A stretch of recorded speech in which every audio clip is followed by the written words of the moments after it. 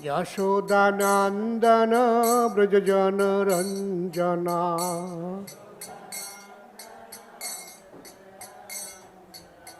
यशोदानंदन ब्रजजन रंजना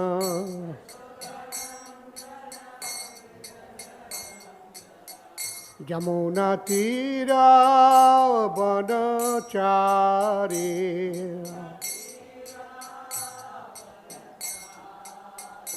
यमुना तीरा वनचारी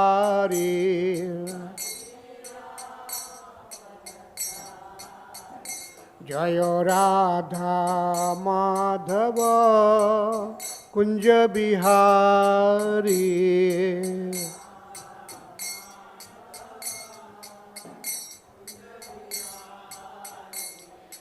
गोपी जन वल्लभ गिरिवरधारी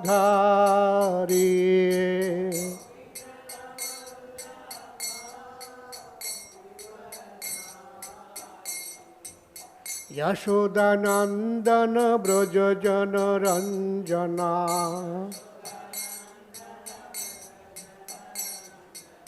यशोदानंदन ब्रजजन रंजना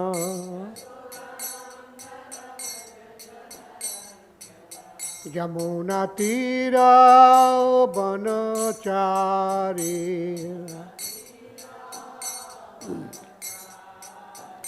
यमुना तीरा वनचारी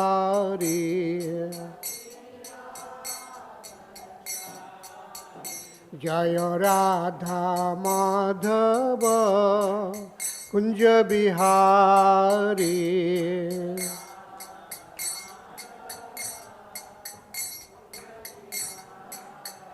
जय राधा माधव राधा माधव राधा माधव जय राधा माधव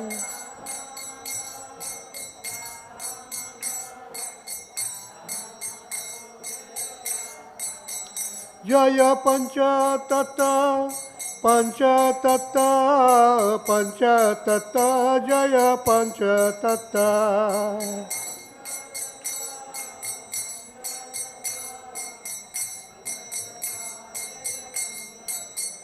जय नृसिंहदेव नृसिंहदेव नृसिंहदेव जय नृसिंहदेव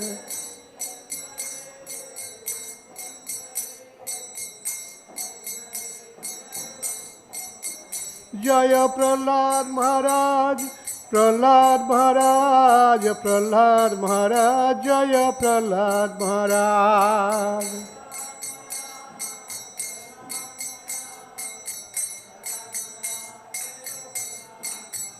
हरि बोल हरि बोल हरि बोल हरि बोल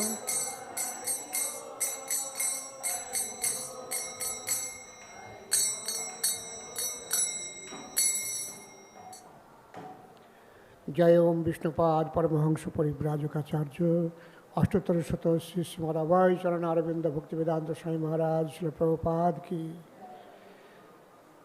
श्री श्री गुरु परंपरा की नामाचार्य श्री हरिदास ठाकुर की प्रेम से कहो श्री कृष्ण चैतन्य प्रभु नित्यानंद श्री अद्वैत गदाधर शिवासादि गौर भक्त वृंद की श्री श्री राधा कृष्ण गोप गोपी राधा कुंड श्याम कुंड गिरि गोवर्धन की जय ब्रजभूमि वृंदावन धाम की जय पुरुषोत्तम क्षेत्र जगन्नाथपुरी धाम की जय श्री मायापुर नवद्वीप धाम की जय इस्कॉन गुरु वृंद की जय गंगा माई जमुना माई की जय भक्ति देवी की जय तुलसी महारानी की जय हरिनाम संकीर्तन की जय श्रीमद् भागवतम महापुराण की जय भगवान श्री रामचंद्र की समवेत भक्त वृंद की निताय गौर प्रेमानंदे हरे हरि बोल।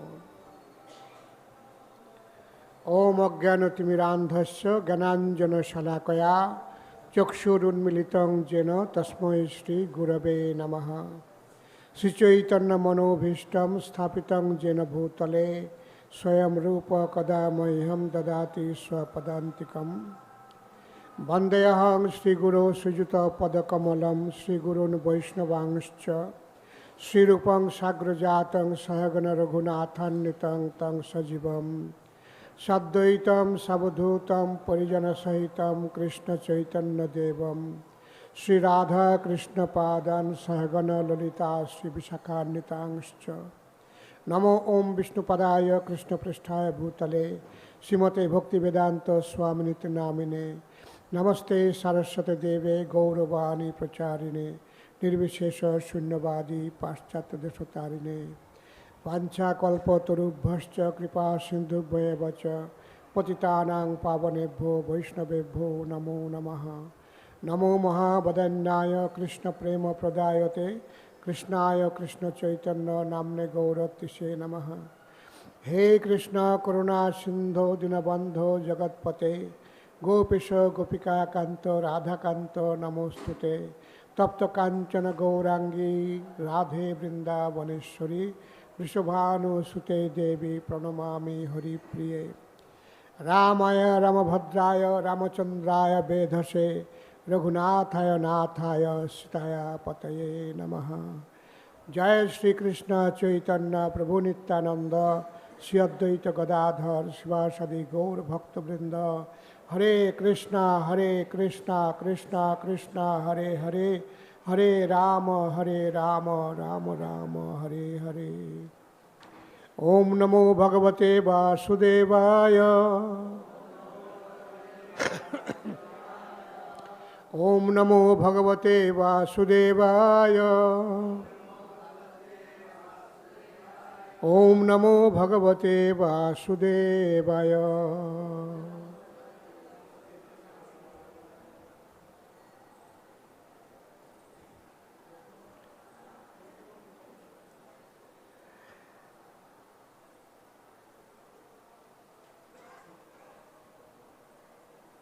Today we shall read from Srimad Bhagavatam, Canto 9, Chapter 11, Slok 10.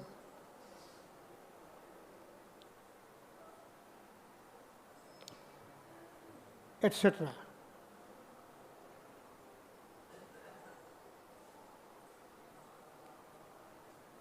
So,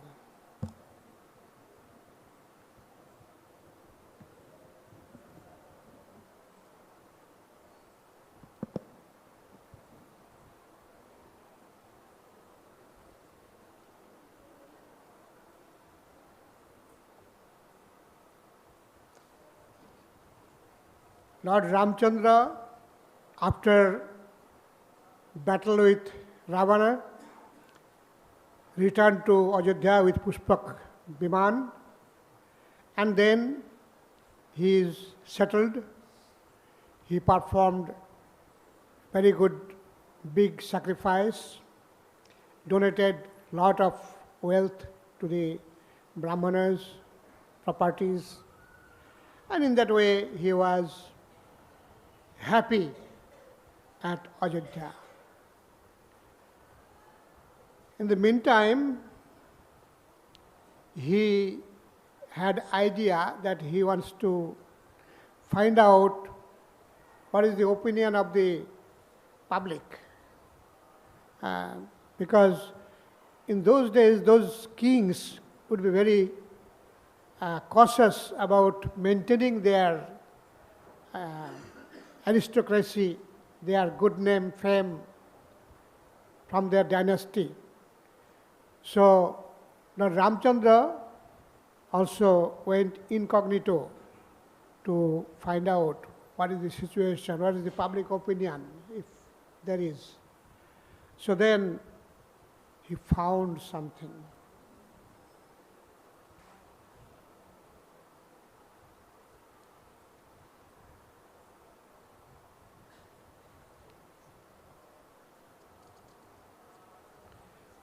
Śukadeva Gosvāmī continued, once while Lord Rāmacandra was walking at night incognito, hiding himself by a disguise to find out the people's opinion of himself, he heard a man speaking unfavorably about his wife Sītādevī.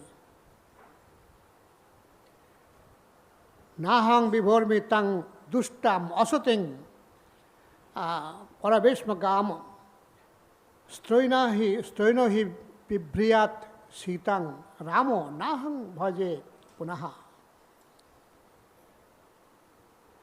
Speaking to his unchaste wife, the man said, you go to another man's house and therefore you are unchaste and polluted. I shall not maintain you anymore. A henpecked husband like Lord Ram may accept a wife like Sītā, who went to another man's house, but I am not henpecked like him, and therefore I shall not accept you again. It's a very serious matter. Then today's sloka. Iti lokād bahu-mukhād durārādhyād asaṁvidaḥ patyā bhītena sa tyaktā prāptā prācetasa-āśramam.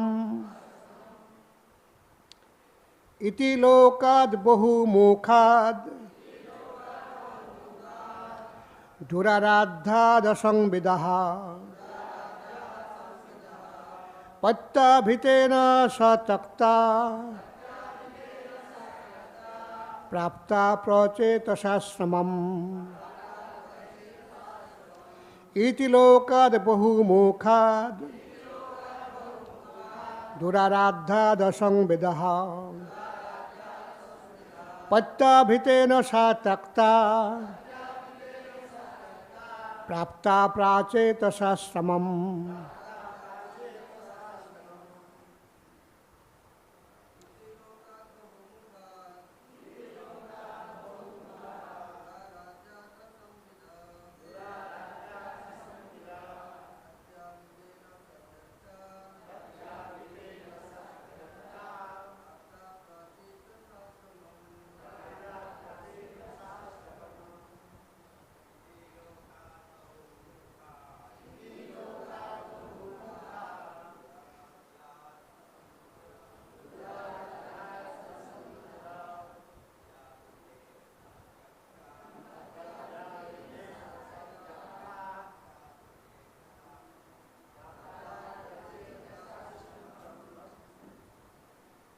Matajis,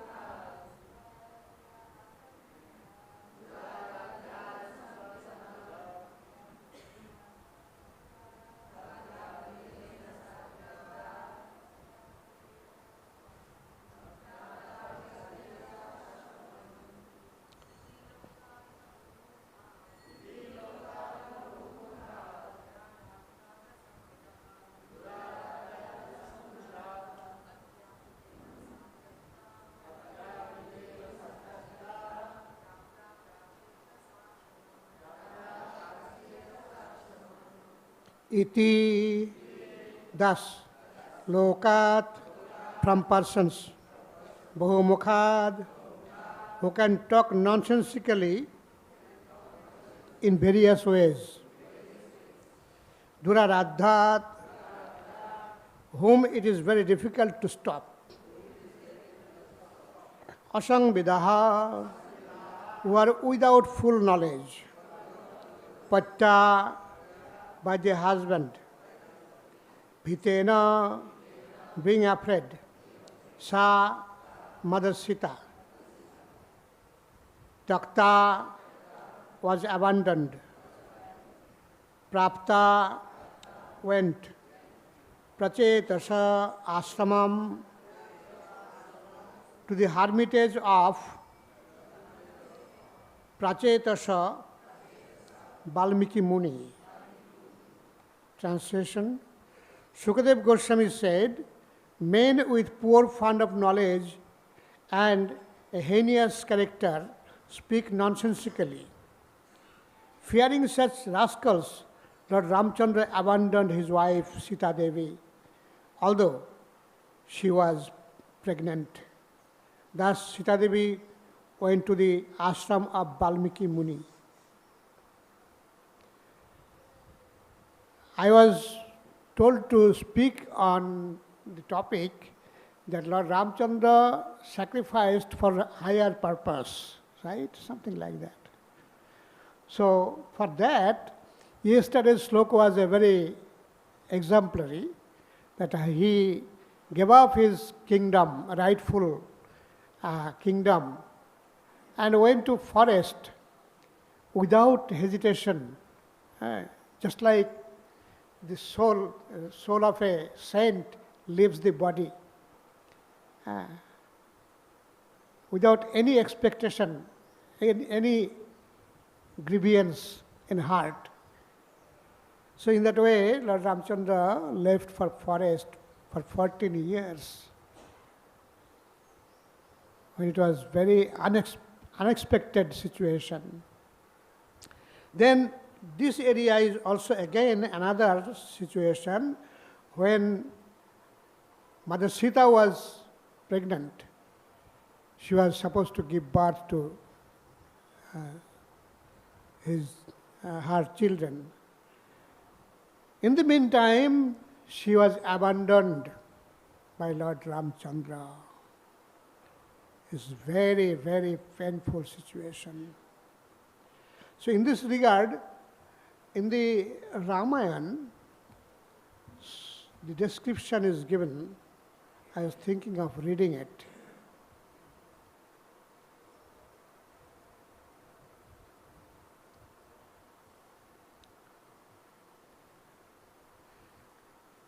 One day,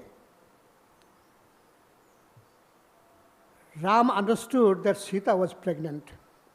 He expressed his great displeasure, saying, "O lovely princess, is there any desire within your heart that you feel has not yet been gratified? Please inform me if there is, for I shall fulfill your every wish without fail." Sītā replied, "O Lord, in your association, all my desires have been abundantly fulfilled. However, since you are asking, I admit I have a strong desire to visit the ashram of the rishis situated in the banks of Ganga and offer my obeisances to the great saints living there." Ram assured her, "My dear Sītā, please know that very soon you will have the opportunity to visit the rishis in the forest." Thereafter, Ram entered the royal assembly and engaged in joking and light conversation with his advisors. Ram then asked Bharat, "What do the citizens talk about these days? What do they say about Sītā, Lakshman, Bharat, and Shatrughna? How do they feel about our mother Kaikeyi and myself? Indeed, kings are always the topics of criticism for the people." With folded hands, Bhadra replied, "O Lord, everyone praises your victory over the 10-headed Ravan. They acclaim you are the greatest of heroes." Ram, however, urged, "Tell me truthfully what they say. Only by knowing matters as they are can one curtail his faults and thus endeavor for self-improvement.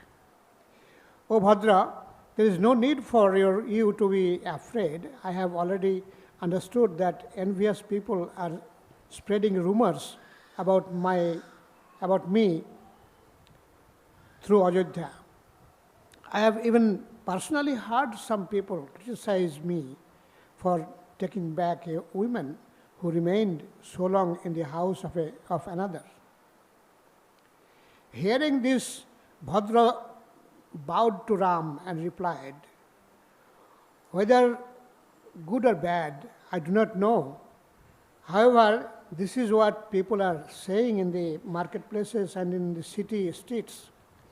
People are saying in the marketplaces, Ram has performed an extraordinary feat by bridging the ocean and vanquishing the powerful Ravana. However,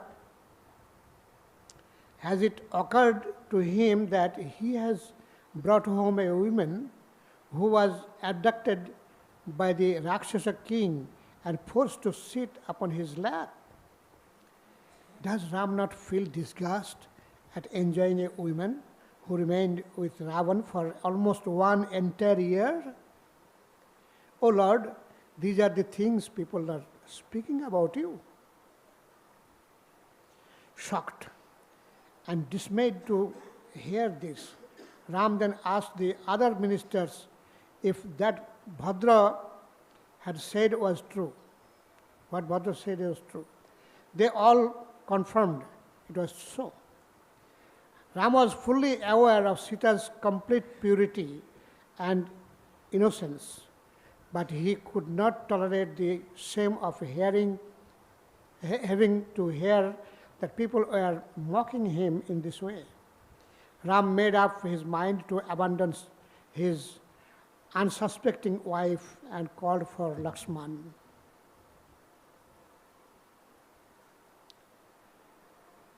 Ram addressed his brother with great agitation. O Lakshman, please listen with great attention. For what I have to say is most painful. I have just learned that some citizens of Ajodhya condemn me by taking Sītā back from the kingdom of Lanka. Just see how distressed I have become. I have appeared in the royal dynasty of Ikshvaku. Thus, any tinge of dishonor of my name brings me more grief than the thought of death. In the Bhagavad Gita it is said that a famous person, if he is pushed down and blasphemed, that becomes very painful for him. It's more than death. Maranādoti. After killing Ravan, I also considered, how can I take Sītā back to Ajodhya? It was just to allay these doubts that I made the princes of Videha enter the fire in the presence of all the demigods and rishis. Vayu and Agni declared Sītā was pure, and within my heart I also knew she was chaste. So I accepted her back. Now, however, rumors are spreading everywhere, and I am being blamed in my own kingdom. When Ravan was killed, then Lord Rāmacandra told Vibhishan, you go and tell Sītā to come. Take a palanquin and tell her to dress very nicely, take bath and come here. And then Sītādevī was brought in front of Rāmacandra, and then there Lord Rāmacandra said Sītādevī to walk to come near Rāmacandra. So in that way she felt bit awkward. So after that, he tried to prove that Sītādevī is faultless. For that, he told, make a big fire. And then Sītādevī was told to go in. And Sītādevī did that. And immediately after that, Vayu and Agni both came with Sītādevī out unharmed as she is, and said that Sītādevī is fully chaste. There is no a tinge of unchastity. So then Lord Rāmacandra accepted her. But now, again, this is the situation when the citizens criticize. Citizens criticize for many things, anything. Even if there is no fault, they create some story. In that way, it happens. O Lakshman, a person who is the target of rumors suffers great humiliation and defamation. Ill deeds are always condemned, and that is what motivates the noble-minded toward good acts. I am ready to give up my life, if necessary, to avoid public scandal. Indeed, I am ready to renounce you, my dear brother, for ensuring my good name and reputation. Thus, what can be said of Sītā? I am drowning in an ocean of sorrow. Never before have I experienced such misfortune. Lakshman, tomorrow at dawn, you must take Sītā to the banks of Ganga and take her on a tour of ashrams of the great rishis. Then abandon her near the hermitage of the great sage Vālmīki on the banks of the river Tamasa and return to Ajodhya alone. My dear brother, you must carry out this order without any argument, for any slight hesitation on your part will bring me the greatest displeasure. Indeed, let it be known that anyone who objects to my decision immediately becomes my most bitter enemy. Just a little while ago, Sītā told me she is very eager to visit all the ashramas along the banks of Ganga. Now, go and fulfill her desire. Lakshman became broken-hearted to hear Ram speak like this. However, since he was the obedient servant of his elder brother, he assented without hesitation. Then, early the next morning, Lakshman went to Sītā and said, "Your husband has ordered me to fulfill your desire. I shall escort you to the banks of Ganga so that you can worship the great rishis residing there. Sumantra is ready with his chariot, so I request you come at once." Sītā was delighted, and after putting on her finest dress and most exquisite jewelry, she told Lakshman, "I shall distribute these and other gifts to the wives of the great sages." Lakshman helped Sītā onto the chariot, and they quickly departed. However, while going along, Sītā began to speak anxiously, saying, "O Lakshman, my right eye has suddenly begun to twitch, and my mind feels strangely uneasy. Suddenly I feel very weak, and the earth seems to have taken a gloomy aspect. I hope Ram is all right." Sītā prayed to the demigods for welfare of her husband and other relatives. That means Sītādevī didn't know that she is going to be abandoned like that.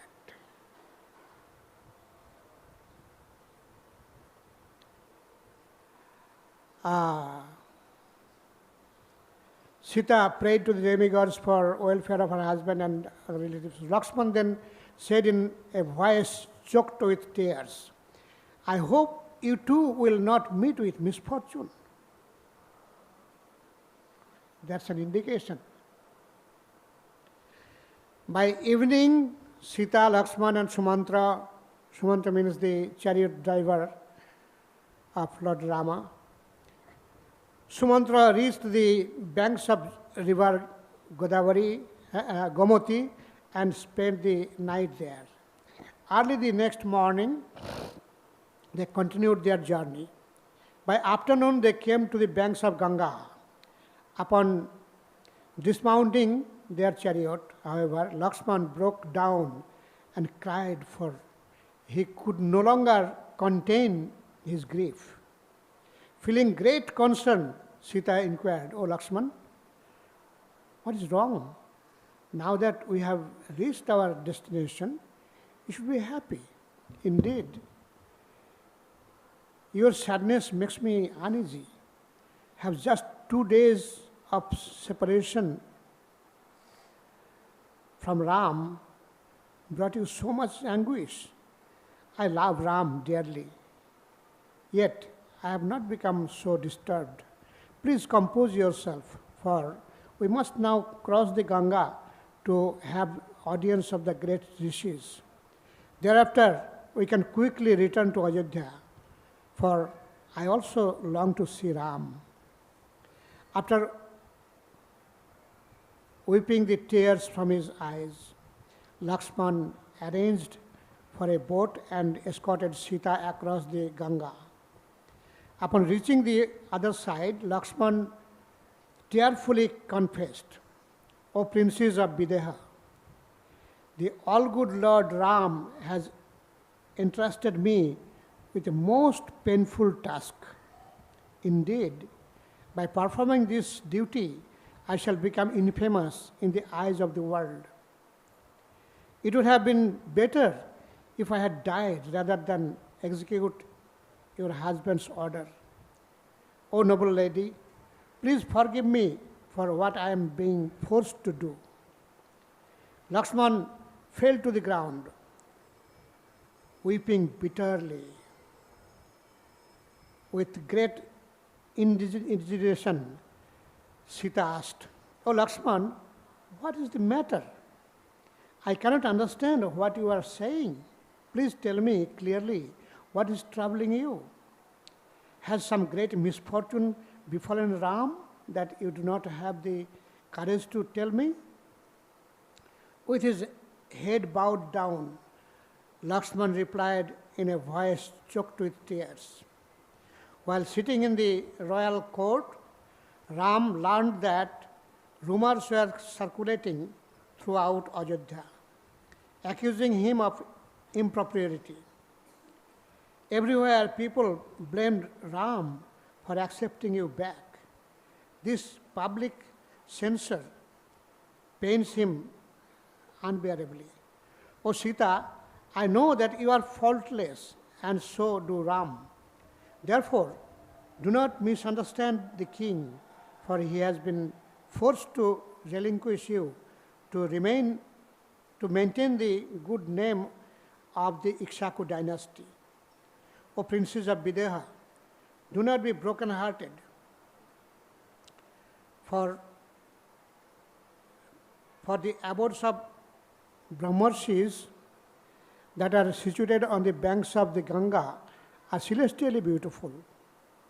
You should take shelter of the great sage Vālmīki, for he was a good friend of your father-in-law, Maharaj Dashrath. Always think of Ram within your heart and remain unflinchingly devoted to him. In this way, you will attain the highest happiness of O Janaki. Upon hearing of her cruel destiny, Sītā immediately fainted. Then coming to her senses, she pitifully cried out, Now I can see that this life was awarded to me simply for suffering. What great sin did I commit in the past? What poor girl's marriage did I obstruct to now cause Ram to cast me off? I faithfully followed my husband into exile and remained content, despite innumerable hardships. O Lakshman, how shall I be able to survive here alone? What will I tell the rishis when they ask me why I was abandoned? What wrong have I done? I would gladly end my life by throwing myself into the Ganga, but that would bring about an end to Ram's dynasty. So Sītādevī thought, as she is pregnant, the child is in the womb, and if she kills herself, then those children in the womb also will die. What happened?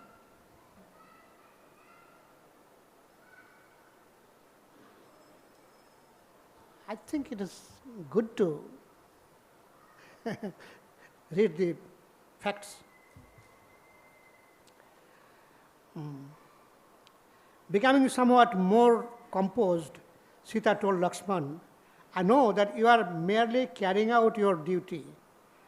I do not blame you.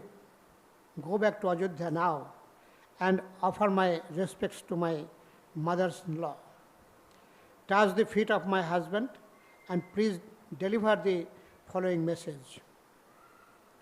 It is Sītādevi's message. O Rama, you know that my devotion has always been fixed upon you without deviation. You know of my chastity and my unfailing love. Still, from the fear of dishonor and shame, you have spurned me. So, O Ram, my Lord, and only refuse, you should not have done so, my dear husband. I do not grieve for my own misfortune, for I know that I am faultless. For a chaste woman, the husband is as good as God. Therefore, I must accept that without whatever you may order is best for my welfare, even if it means giving up my life. Lakshman circumambulated Sītā and crossed to the Ganges opposite side. As Lakshman mounted his chariot, he turned his head just to have one last glimpse of Sītā. Likewise, Sītā gazed sorrowfully at Lakshman as he receded into the distance. Then, alone and unprotected, Sītā fell on the ground, crying uncontrollably.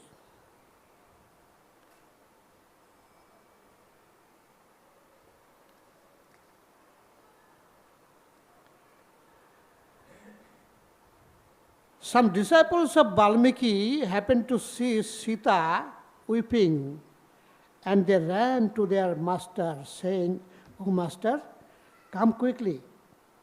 There is a woman who resembles the goddess of fortune herself, sitting alone in the forest crying." By dint of this, his mystic power, Vālmīki could understand everything. He rushed to the place where the bereaved Sītā sat. The Rishi humbly approached her and said, "O devoted wife of Lord Rama, O daughter of King Janaka, by the strength of my austerities, I know all that takes place within the three worlds. Thus I understand your plight. Please do not be afraid. Near my ashram there are ascetic women who will devotedly care for you as if you were their daughter. Please come with me now and consider this to be your new home." Vālmīki then took Sītā and placed her under the care of the female ascetics. Meanwhile, Lakshman arrived at Ajodhya, wondering what he would say. He entered the royal palace. Lakshman saw Ram seated upon the throne, shedding tears and lost in deep contemplation. Seeing his elder brother's pitiful condition, Lakshman's eyes also filled with tears. So, this is the situation. It is very, very painful. Of course, this is pastime of the Lord. This is pastime of Sītādevī. But if you dive into it, you'll find so heartbreaking situation. So in this way, it seems like taking birth in this material world, even if you are an incarnation, trouble does not leave you. Distress does not leave you. Right? Even if you are prince or princess, even in Mahabharata, same thing. Although born in a royal dynasty, lot of distresses were there. So similarly, taking birth in this material world is distressing altogether. What to speak of the common souls?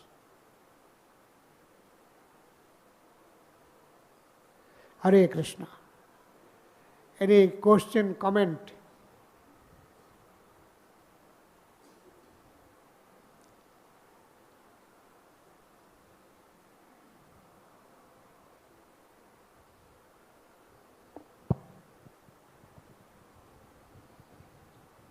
Hare Krishna, Prabhu.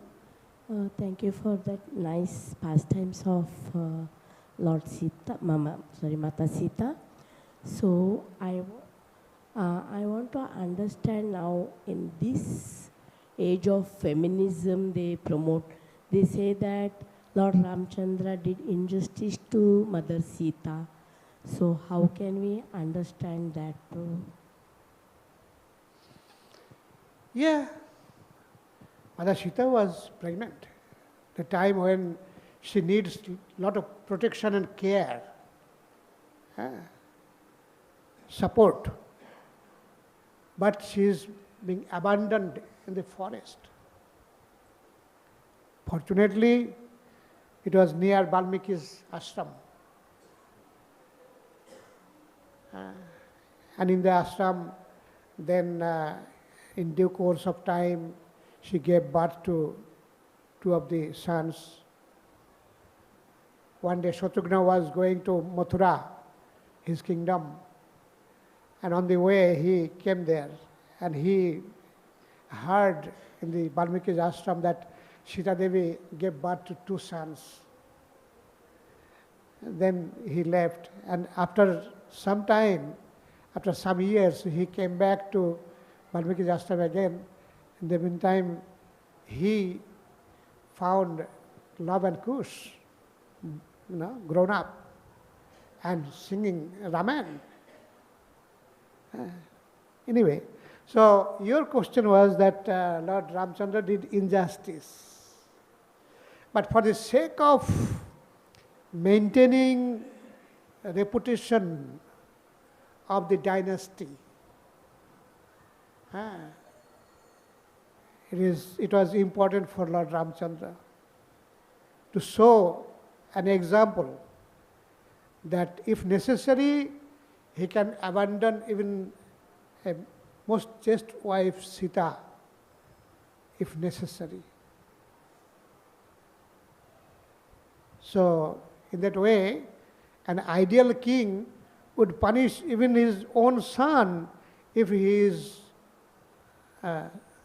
guilty of some heinous offense. So, in that way, these are the ideal kings. Ideal kings are afraid of any bad name. They try their best to not have any blame against them. So in that way, Lord Rāmacandra tried to show an example of faultless king. Hope it is okay. Okay, Prabhu, but how, taking that example, I'm asking in the other way around, should not get, Mother Sītā, she was suffered because of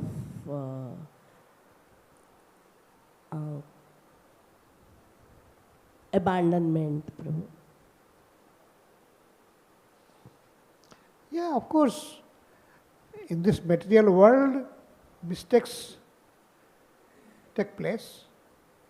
Like when Sītādevī was left in the cottage in the forest when Marich came as a deer, and then Lord Rāmacandra was to catch the deer, went, and then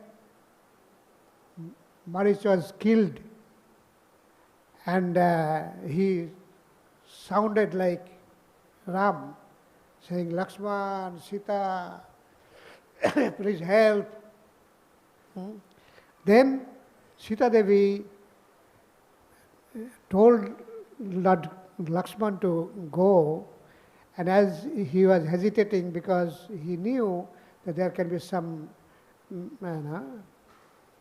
danger. So then, even then Sītādevī rebuked him.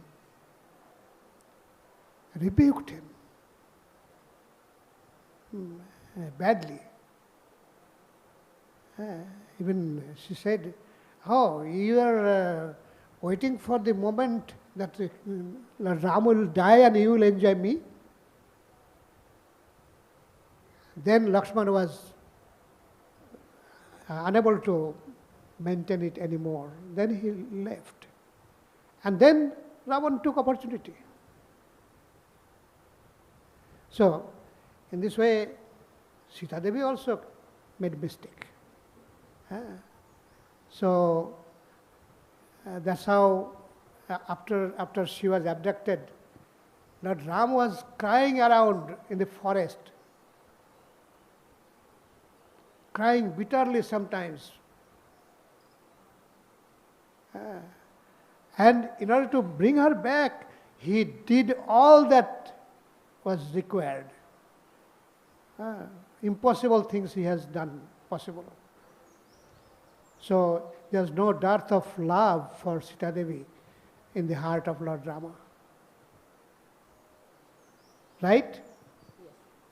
But still, the situation, the consequences went like that.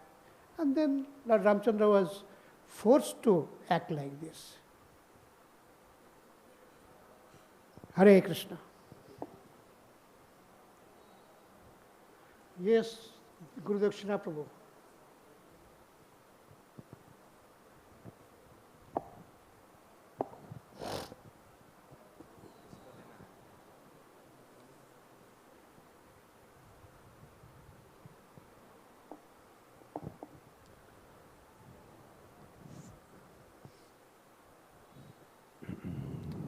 Thank you. In this episode of Ramayana, Sītā is meeting Vālmīki, and Vālmīki, of course, produces one version, very important version of Ramayana. In this situation, you have explained to us the distress that is occurring between Rama and Sītā. How is this situation going to relate to our main understanding of the relationship of Rama and Sītā as the ideal grihasta couple?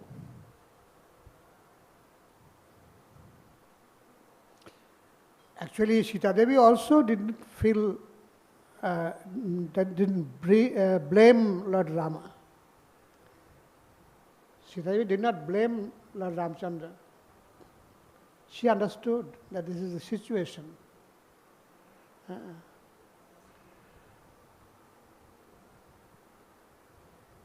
Of course, overall it is pastime. But the situation, if you go step by step, is really heartbreaking, heart-touching. And Rāmacandra, Sītādevī, they lived ideal grihastha life. As Sītādevī went with Lord Rāmacandra to forest, being the princess of Vidaha, she took up the difficulties, hardship in the forest. It's not easy to live in the forest, walk in the forest barefooted. Those who have never gone to forest, they have no idea what it is like. But if you have some experience in moving in the forest, then you will understand what it is. And there are not only forests, but rakshasas in there, dangerous creatures coming up to, swallow it up. In those situations, she had to go through.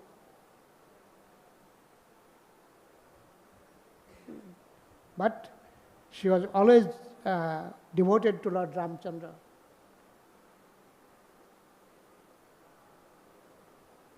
Hare Krishna. Yes. Mike.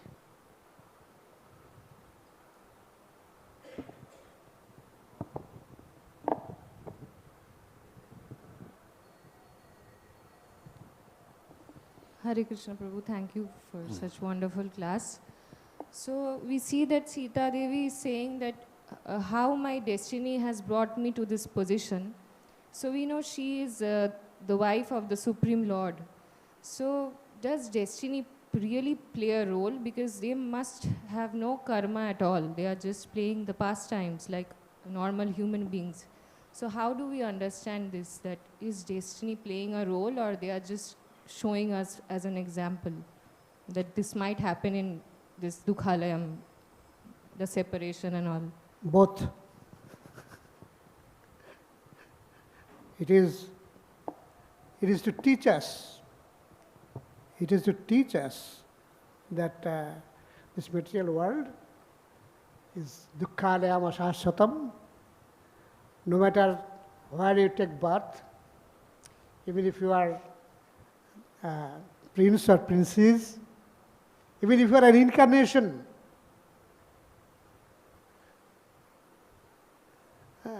you will find a hardship.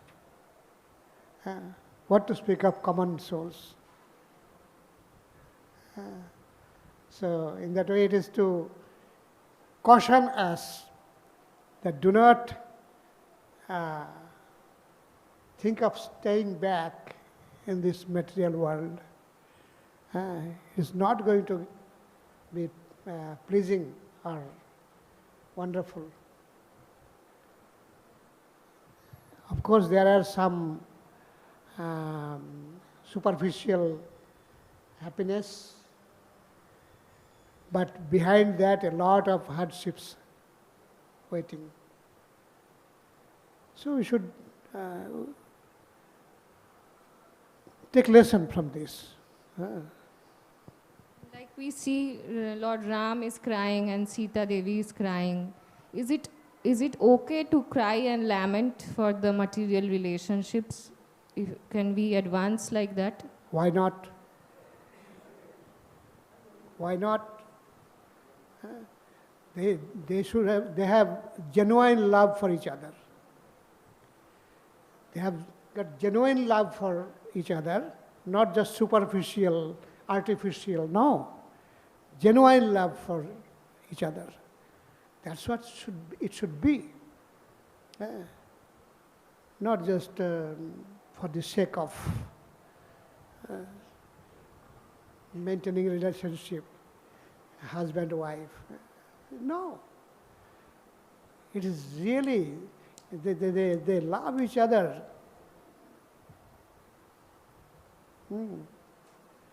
And it cannot be just artificially. Artificially, you cannot do like that. It's not possible.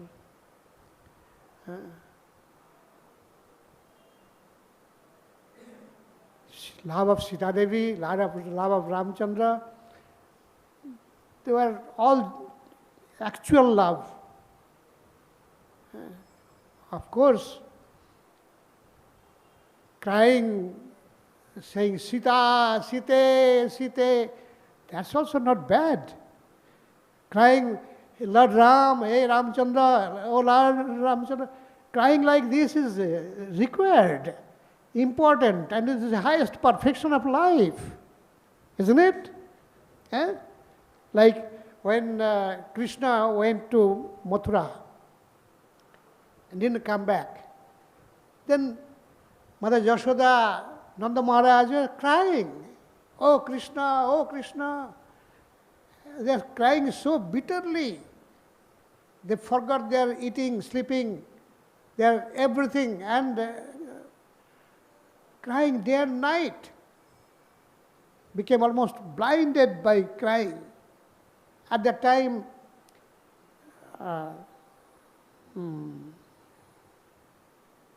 was that from Mathura, from Krishna's friend?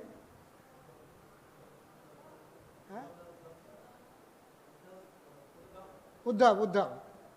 So Uddhav came. And Uddhav came to pacify them. Please don't cry. Please don't cry. He is God, you shouldn't cry. Then Nanda Maharaj says, yes, my son is God and he left us, so I should not cry. Then Uddhav was thinking, what can I do? And they are crying for Krishna, which is the highest perfection of human being. Crying for Krishna, crying Krishna, Krishna is the highest perfection, and they are doing that. They are doing that practically, not artificially. And I am going to stop them, tell them, don't do that. Uddhav was dumbfounded. What can be done? So, in this way, if we can have such close relationship with the Lord and His associates, and we also cry, feeling the same feeling as the Lord is feeling, same feeling as the others are feeling. Get involved in that. Then you cry. And crying for Krishna, crying for Rāmacandra is required, necessary. If we cry for the Lord, then we don't have to cry for material pangs. Otherwise, we have to cry by material tribulations. Okay? Thank you, Prabhu. So we end up the class here. Thank you very much. Hare Krishna.